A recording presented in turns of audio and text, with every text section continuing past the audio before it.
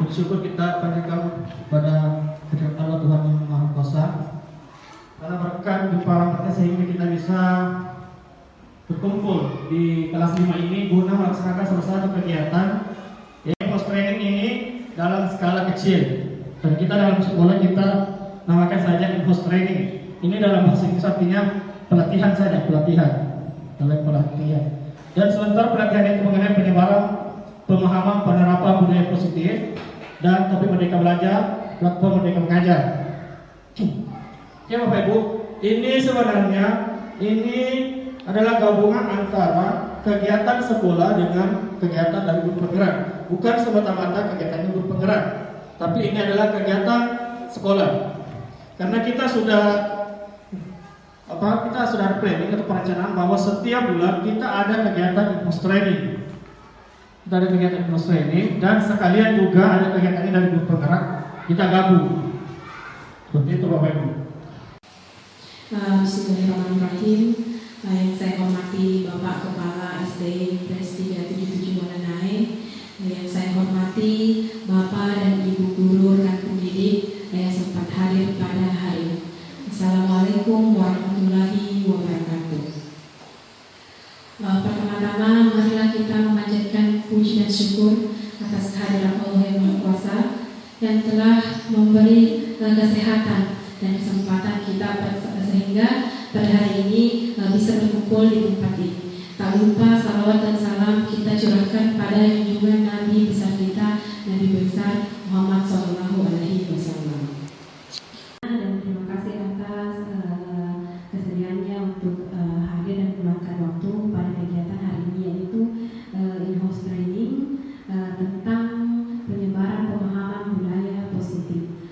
Nah, kegiatan ini merupakan kegiatan aksi nyata saya di modul 1.4 tentang budaya positif. Ini merupakan tugas dari kegiatan saya di grup penggerak angkatan 7 di modul 1. Nah, adapun materi yang kami dapatkan di modul 1, selanjutnya kami diharapkan dipasang ke sekolah kami masing-masing. Jadi untuk itu hari ini saya akan menyebarkan pemahaman penerapan tentang budaya positif. Baik, saya mulai dari kata budaya.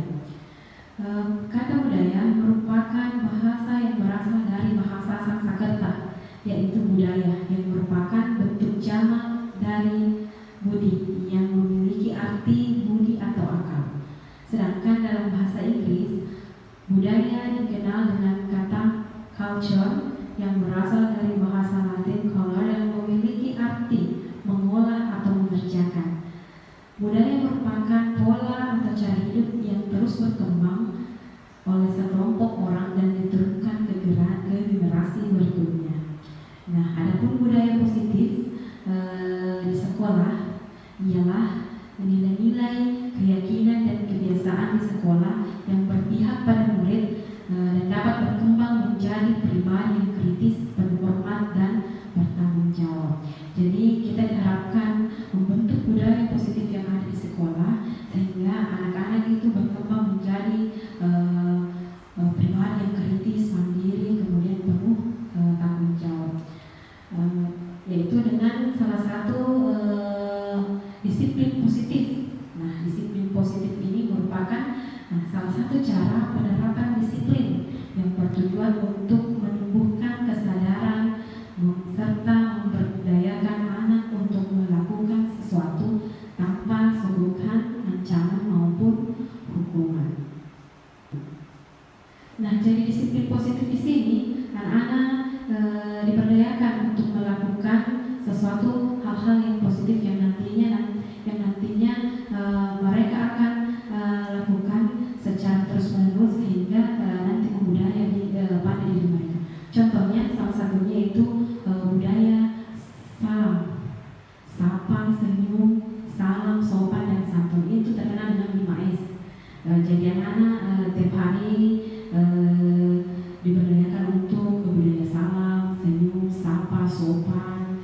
Nah, selanjutnya yaitu menjaga kebersihan lingkungan sekolah dengan memberdayakan ada istilah mandiri. Jadi anak-anak tidak perlu lagi nantinya harus ditegur dulu untuk mengambil sampah atau membuang sampah, tetapi kita anjurkan jika melihat sampah langsung ambil, kemudian buang di tempat sampah tanpa disuruh. Ya. Selanjutnya ada kegiatan budaya THB. Nah, budaya THB ini kita berikan pemahaman kepada anak-anak jika misalnya akan lewat misalnya misalnya dengan guru atau orang yang lebih tua dimanapun mereka itu, usahakan membuka sedikit badannya dan mengucapkan kata THB. Nah, ini juga merupakan disiplin positif yang perlu diterapkan. Keyakinan kelas adalah salah satu disiplin positif yang bisa kita terapkan dalam membangun budaya positif di sekolah. Dengan adanya keyakinan kelas, di setiap kelas diharapkan dapat mewujudkan tujuan pendidikan yang berorientasi pada profil pelajar Pancasila. Nah, keyakinan kelas ini sebenarnya sama dengan tata tertib di sekolah, cuma sekarang istilahnya keyakinan kelas. Nah, mengapa harus keyakinan kelas? Yang pertama, keyakinan kelas ini bersifat lebih abstrak daripada peraturan yang lebih rinci dan lebih konkret. Selanjutnya, keyakinan kelas merupakan pernyataan universal. Selanjutnya, pernyataan keyakinan kelas senantiasa dibuat dalam bentuk positif. Kemudian, keyakinan kelas hendaknya tidak terlalu banyak sehingga mudah dan diingat dan dipahami oleh semua warga kelas. Selanjutnya, keyakinan kelas sebaiknya sesuatu yang dapat diterapkan di lingkungan. Nah, di lingkungan sekolah kita. Kemudian, semua warga kelas hendaknya ikut berkontribusi dalam pembuatan keyakinan kelas lewat kegiatan curah pendapat. Jadi nanti kegiatannya anak-anak dikumpulkan, kemudian kita buat kesepakatan. Kemudian selanjutnya bersedia meninjau kembali keyakinan kelas dari waktu ke waktu. Jadi kalau misalnya sudah nanti kita buat keyakinan kelas, kita akan tinjau apakah ini berhasil atau tidak, apakah ini perlu ditambah atau dikurangi. Baik, selanjutnya membuat keyakinan kelas bersama murid. Bagaimana cara membuat keyakinan kelas bersama murid? Yang pertama yaitu semua murid dilibatkan. Semua murid dilibatkan, kemudian ada kegiatan diskusi. Nah, kira-kira keyakinan apa saja yang akan kita terapkan di kelas kita. Nah, karena keyakinan kelas ini agak mirip dengan tata tertib kelas ya, cuma bedanya kata-katanya lebih konkret, kemudian lebih singkat sehingga anak lebih mudah, dan ada kesepakatan antara semua anak sehingga mereka bisa melakukannya dan dengan senang hati. Nah, contohnya kita bertanya dulu kepada anak apa-apa saja keyakinan atau yang ingin mereka jalankan di kelasnya. Misalnya menjaga kebersihan kelas, boleh kita ambil itu. Misalnya ada juga yang meminta pendapat teman mengumpulkan tugas tepat waktu, boleh. Kemudian berkata sopan dengan teman, boleh. Itu semua kata-katanya yang singkat tapi syarat makna. Selanjutnya, jika mereka sudah menentukan hal-hal apa saja yang akan mereka kesepakati dan akan mereka laksanakan, kemudian mereka akan masing-masing membuat kemudian menempelkannya di papan tulis. Jadi kita kumpulkan semua apa-apa saja nanti yang akan mereka jadikan keyakinan kelas mereka. Kemudian setelah keyakinan itu mereka buat, kumpulkan, kemudian kita buatkan di suatu kertas. Nanti ini dikumpulkan, kemudian selanjutnya nanti akan kita tempel di kelas kita masing-masing supaya anak-anak bisa lebih mudah mengingat dan melihat apa-apa saja sih keyakinan kelas mereka telah sepakati bersama. Ya, selanjutnya kebutuhan dasar manusia. Jadi ada 5 kebutuhan dasar anak-anak sebenarnya yang harus kita penuhi di sekolah, baik di luar sana. Nah, kebutuhan apa saja yang perlu kita penuhi? Yaitu yang pertama itu bertahan hidup. Misalnya yang mereka butuhkan adalah makanan, pakaian, tempat tinggal, keamanan, dan kesehatan.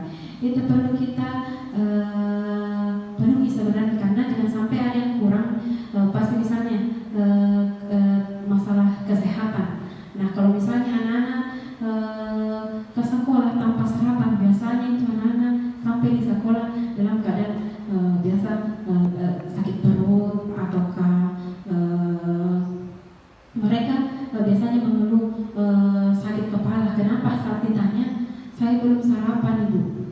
Kok bisa?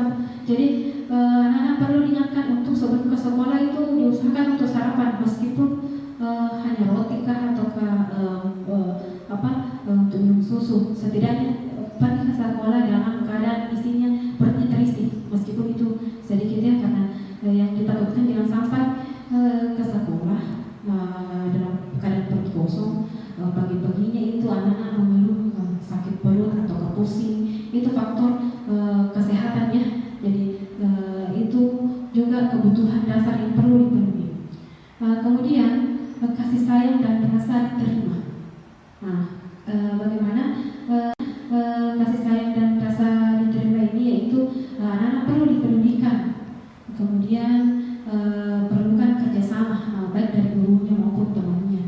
Selanjutnya dia merasa menjadi bagian dalam kelompok. Jadi untuk itu di dalam kelas kita usahakan untuk memberi kasih sayang atau anak-anak itu merasa dipedulikan. Selanjutnya biar baik dari guru maupun teman sekelasnya. Oleh itu makanya pada saat kerja kelompok itu dibiasakan anak-anak itu berbaur dengan temannya supaya menjadi bagian dari kelompoknya. Mereka merasa oh ya, menjadi bagian dari kelompok temannya. Selanjutnya penguasaan, yaitu harga diri. Ya, anak-anak juga memiliki biasanya harga diri.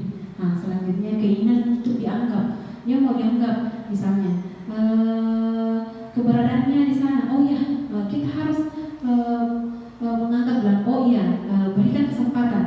Misalnya kalau dia ingin mengungkapkan pendapatnya, berikan kesempatan kepada anak karena dia juga ingin dianggap pendapatnya. Selanjutnya ada memimpin. Kemudian berprestasi, diakui dan didukung. Anak-anak juga perlu didengar. Oleh itu tadi saya sampaikan, jika anak-anak ingin mengeluarkan pendapatnya atau berpendapat, harus diberikan kesempatan untuk apapun itu, untuk ditanya untuk apa sih yang mereka inginkan, kemudian apa hal baru yang mereka ingin coba, karena anak-anak sekarang banyak maunya dan kita dituntut untuk memberikan apa yang kita mau. Kemudian anak-anak mengendalikan arah dirinya. Jadi dia anak-anak memiliki prinsip, kemudian anak-anak memiliki kemauan. Jadi kita sebagai guru dituntut untuk mendengar, kemudian memfasilitasi anak-anak kita di sekolah utara belajar. Selanjutnya kesenangan. Nah, anak-anak juga memiliki kesenangan. Dia ingin bermain, dia membutuhkan juga humor. Jadi untuk motivasi perilaku ada 3 tahapan yang biasanya terjadi di anak-anak, yaitu yang pertama menghindari ketidaknyamanan dan hukuman. Nah, murid biasanya melakukan disiplin diri karena ia takut dihukum. Misalnya dia datang tepat waktu karena takut misalnya dihukum nanti kalau misalnya terlambat, dia akan berdiri di depan kelas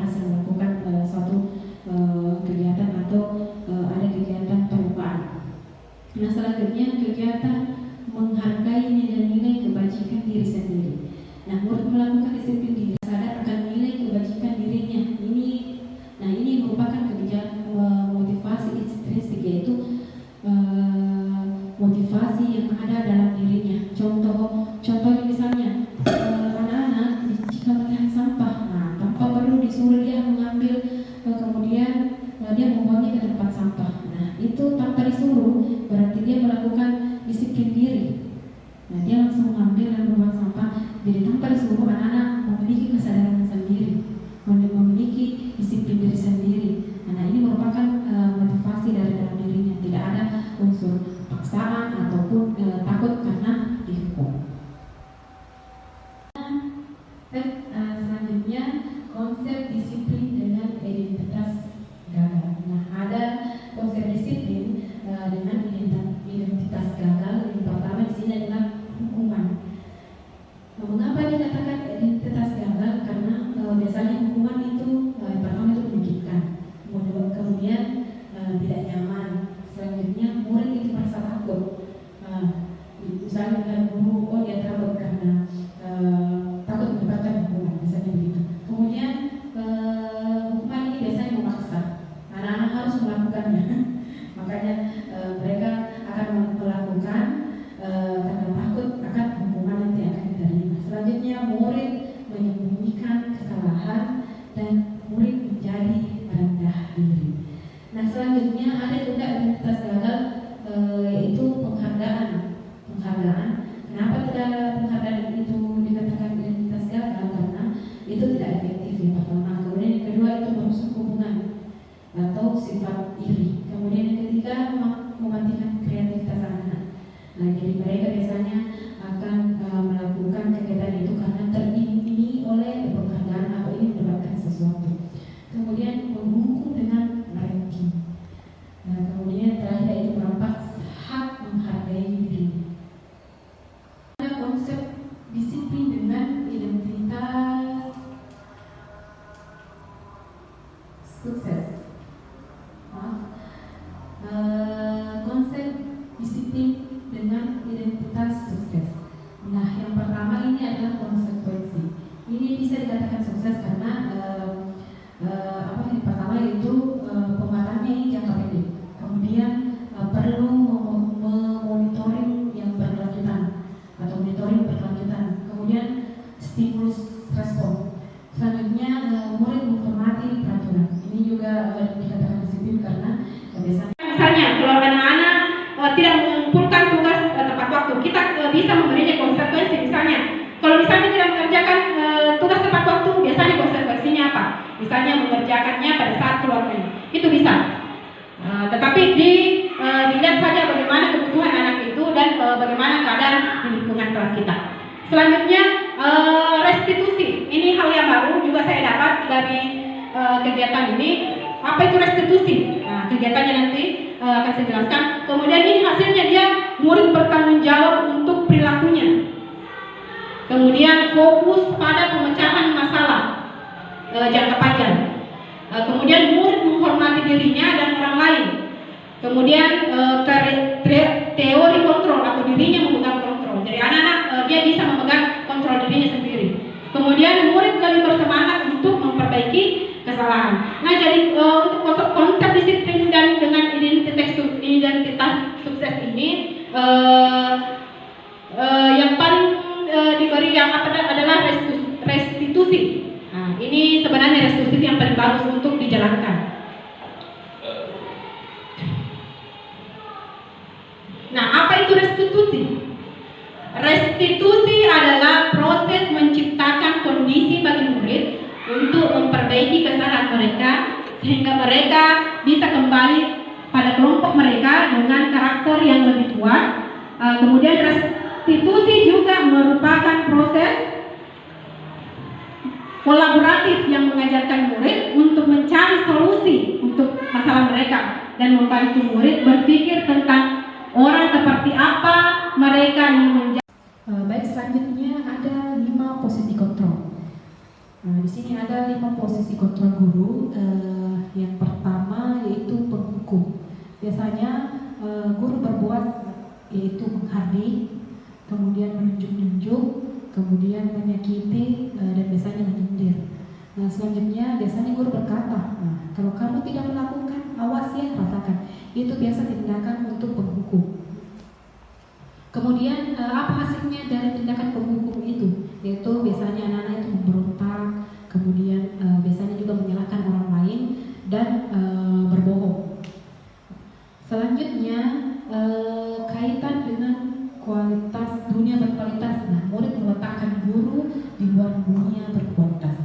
Selanjutnya pada penghukum ini biasa murid berkata, biarkan saja, nanti juga marah-marah lagi. Nah, ini mengapa posisi kontrol penghukum ini dikatakan identitas gagal, karena biasanya anak-anak biasa berkata, biarkan saja, nanti marah-marah, nanti juga akan marah-marah lagi. Selanjutnya juga dampaknya pada murid biasanya juga akan mengulangi kesalahan.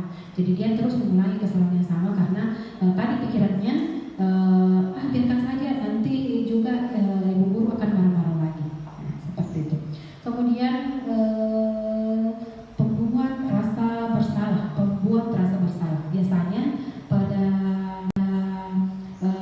posisi kontrol ini guru akan berceramah, kemudian mengatakan seharusnya kamu seperti ini, atau ibu kecewa dengan kamu. Selanjutnya biasanya guru juga akan berkata, kamu seharusnya sudah tahu. Ibu lelah sekali mengatakannya, ibu stres. Dan biasanya begitu kalau ingin membuat kalau pembuat rasa bersama posisi kontrolnya. Kemudian hasilnya biasanya itu menyembunyikan, anak-anak menyembunyikan perasaannya, kemudian menyangkal, kadang juga menyangkal dari perbuatannya, kemudian juga kadang mereka berbohong. Kemudian kaitan dengan dunia berkualitas. Nah, murid meletakkan guru di dalam dunia berkualitasnya.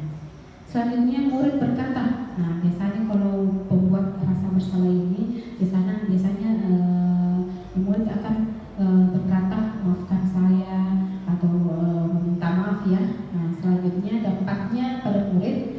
Nah, biasanya ini dampaknya itu merasa rendah diri. Olehnya itu mengapa pembuat rasa bersalah ini dikatakan identitas gagal pada kontrol, posisi kontrol, karena dia kontrolnya dari luar. Nah, selanjutnya posisi kontrol sebagai teman. Nah, biasanya guru berbuat yaitu membuat alasan-alasan untuk muridnya. Kemudian biasanya juga guru berkata, ayolah lakukan demi ibu. Jadi kita di sini membujuk anak-anak dianggap sebagai teman. Apa sih yang mereka supaya dia mau melakukannya? Misalnya, masa kamu tidak mau? Ingat tidak ibu pernah membantu seperti ini. Jadi anak-anak kesannya dibujuk untuk melakukan sesuatu. Kemudian hasilnya di sini anak-anak ketergantungan dengan kita. Jadi anak-anak biasanya bergantung dengan kita, karena misalnya dia berharap terus dengan kita di sekolah. Kemudian kaitan dengan dunia berkualitas, murid meletakkan guru sebagai orang yang sangat penting di dunia berkualitasnya. Jadi itu dia menganggap penting, makanya itu ada sistem ketergantungan kepada guru. Kemudian murid berkata, biasanya kalau pada posisi kontrol teman ini anak-anak berkata, saya pikir bapak atau ibu teman saya, ternyata begitu. Biasa begitu kalau misalnya dia cenderung meluapkan kekesalannya ya. Nah, kemudian dampaknya pada murid, ini lemah dan tidak mandiri, dan yang terakhir itu dia bergantung, dia tidak mandiri, dia bergantung dengan orang lain. Selanjutnya pemantau ini biasanya guru akan berbuat atau menghitung dan mengukur. Dia melihat bagaimana posisinya, bagaimana keadaan anak, dan melihat bagaimana kondisi anak. Jadi dia menghitung dan mengukur bagaimana dampaknya untuk anak dari kesalahannya. Kemudian biasanya guru berkata, apa peraturannya? Nah, selanjutnya hasilnya menyesuaikan diri bila diawasi. Jadi ini hasilnya biasanya anak menyesuaikan diri jika diawasi. Jadi kalau tidak diawasi biasanya juga akan lagi ceritanya. Kemudian kaitan dengan dunia berkualitas, murid meletakkan guru, peraturan dan hukum itu di dunia berkualitas.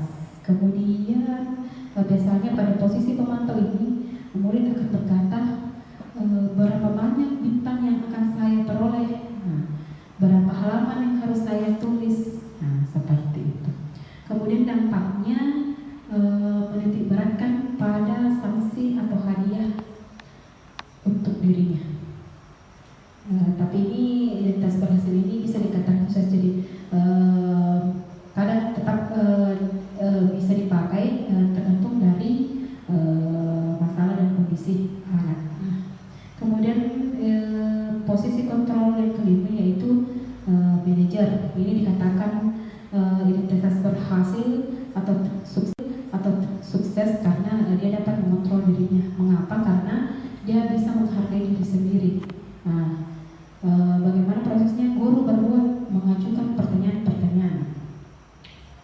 Guru biasanya mengajukan pertanyaan-pertanyaan terkait apa masalah yang dihadapi oleh anak. Kemudian biasanya juga guru akan berkata, apakah apa yang kita yakini? Nah, keyakinan kelas yang sudah kita sepakati bersama kemarin, kita akan tanyakan kembali kepada anak, masih ingat dengan keyakinan kelasnya? Nah, apa saja itu? Kemudian apa yang bisa dikerjakan untuk memperbaiki masalah? Jadi anak-anak diminta mencari kira-kira kalau masalahnya seperti ini maunya seperti apa solusinya kira-kira. Kemudian hasilnya, nah hasilnya ini menguatkan pribadi anak-anak menjadi lebih bertanggung jawab ya. Kemudian kaitan dengan dunia berkualitas, murid meletakkan dirinya sebagai individu yang positif dalam dunia berkualitas. Olehnya itu mengapa posisi manajer ini dikatakan identitas sukses atau berhasil, karena meletakkan dirinya sebagai individu yang positif dalam dunia yang berkualitas. Kemudian murid berkata, selanjutnya murid berkata pada posisi manajer ini, bagaimana cara saya untuk bisa memperbaiki keadaan. Baik, ini merupakan contoh 5 posisi kontrol. Mungkin dari redaksi ini bisa dijelaskan bagaimana kelima contoh posisi kontrol tadi.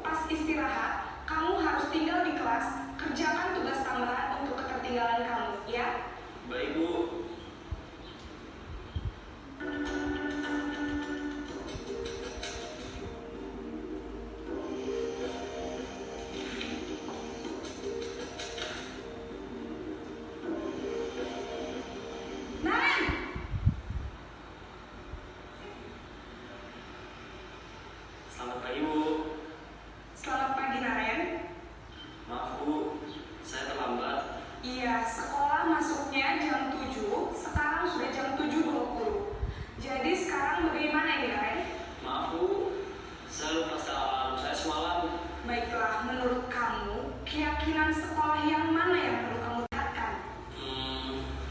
Menghargai diri sendiri dan orang lain mungkin ya Bu. Setuju. Jadi, apakah Naren meyakini prinsip saling menghormati tersebut? Iya Bu, saya meyakininya. Apakah Naren bersedia memperbaiki masalah keterlambatan ini? Bersedia Bu. Bagaimana kamu akan memperbaiki masalah keterlambatan ini? Saya akan coba untuk tidak lupa menyetel alarm saya Bu. Baik, kalau Naren lupa menyetel alarm di rumah, ada orang yang kira-kira bisa bantu mengingatkan tidak? Ada Bu, kakak saya, Kak Emma. Ada lagi selain Kak Emma? Selain Kak Emma, ada ibu saya. Baik, jadi yang mengingatkan Naren adalah Kak Emma dan ibu kamu ya? Kira-kira akan mulai setel alarm kapan nih Naren? Setelah pulang sekolah, akan segera saya lakukan. Baik, jadi Naren akan setel alarm untuk bangun besok pagi dan akan diingatkan oleh kakak dan ibunda Naren ya. Ada lagi yang mungkin perlu dilakukan Naren agar tidak terlambat bangun lagi? Tidak ada Bu. Baik Naren, terima kasih untuk kerjasama kamu. Sekarang kamu perlu kembali ke kelas untuk belajar. Baik Bu, terima kasih.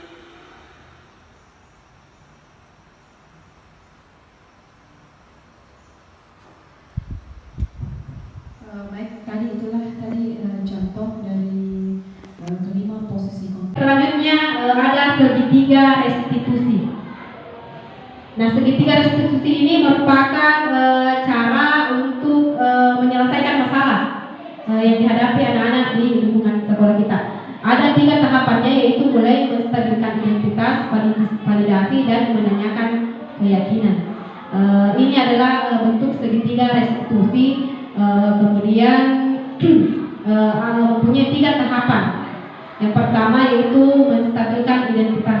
Tadi sudah di video diberi gambaran untuk bagaimana posisi kontrol untuk restitusi itu. Yang pertama, kita biasanya dulu mengucapkan tidak ada manusia yang sempurna. Jadi yang pertama itu menstabilkan identitas, kita menstabilkan keadaan dengan mengatakan kepada anak tidak ada yang manusia yang sempurna. Kemudian setiap orang itu pernah melakukan kesalahan.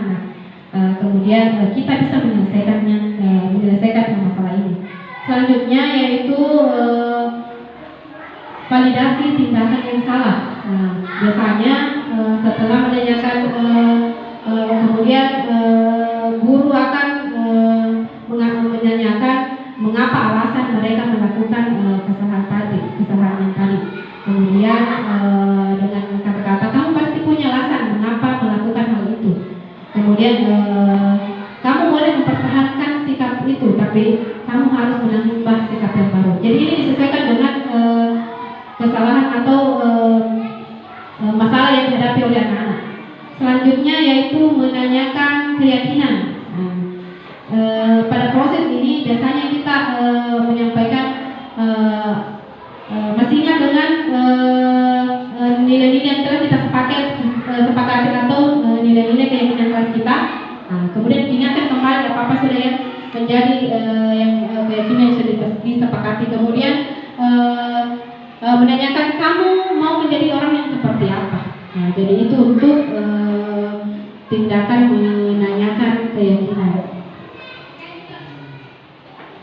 Selanjutnya ini juga merupakan tugas saya kemarin, contoh penerapan segitiga restitusi.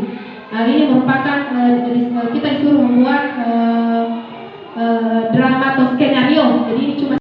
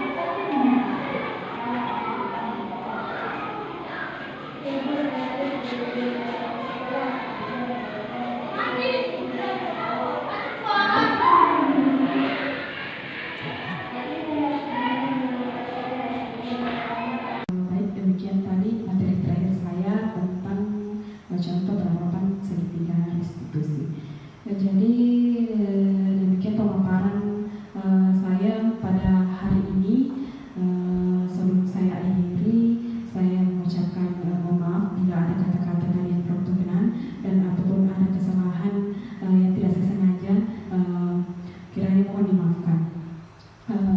Dan demikian pemaparan saya tadi, saya ucapkan banyak